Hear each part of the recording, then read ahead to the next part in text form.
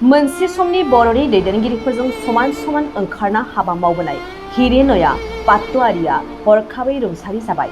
मिथिनो मोननाय बादिब्ला प्रमद बर'नि दैदेननाय बड'लेण्ड सोमावसारनायाव हिरेनया पाट्टवारियाबो गावनि मेंनाय लाजिनाय गिनायखौ दोनथ'नानैब्लाबो मैखोमै बाहागो लाबोबाय थादोंमोन। हिरेनया पाट्टवारियानो जादों उदालगुरि जिल्ला हरिसिङानि थागिबि, आथिखालाव मिरु इउपिपिएल दोलोनि सासे सोद्रोमामोन।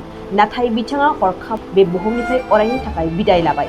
मख'नांगोन दि हिरेनया पाट्टवारिनि अबथिरा जिउ गोमानायखौ खौराङाव मोननानै बिटिआरनि गाहाय मावफुं सोद्रोमा प्रमद बर'निफ्राय लानानै गासै एमसिएलएफोरखौ गोथौयै दुखु फोरमायनाय आरो बिथांनि गोजोन जिउमानि थाखाय इसोरनिसिम आरज गाबनायखौ नुनो मोननाय जादों।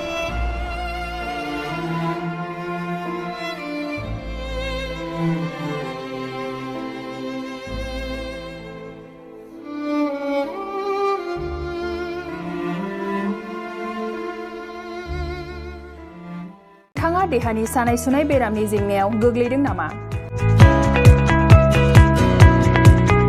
गावनि देहानि सानाय सुनाय बेरामखौ लानानै दुखुआव दं नामा?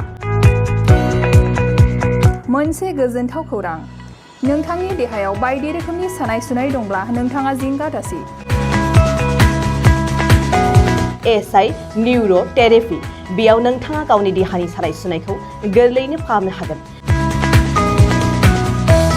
सिं सानाय, आफादावदै सानाय, मोदोम जरा सानाय, आइजोफोरनि जेंना, बायदि बायदि गोबां रोखोमनि देहानि सानाय सुनायखौ गोरलैयैनो फाहामनो हागोन।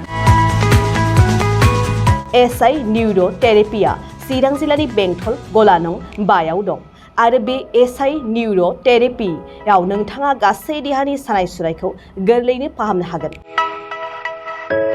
गोबां मिथिनो थाखाय 7620160459 जानबुं अनजिमायाव जगाजग खालामनो हागोन।